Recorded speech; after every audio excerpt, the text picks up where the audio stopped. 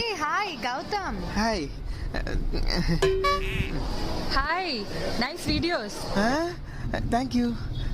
சாப்பிடுது ஆர்டர் பண்ணிக்கிறாங்களே. அப்புறம் படம் பார்த்தாச்சா? பாத்துட்டேனே, நித்தம் ஒரு வானம். எங்க அசோக் செல்வனை காணோம்? அசோக் டேய் என்னங்க சும்மா பேசிக்கிட்டு இருந்தேனே. டான்ஸ் ஆடணும்ல வா. இவங்க வரலையா? ஒண்ணு இல்ல வருவாங்க வா வா.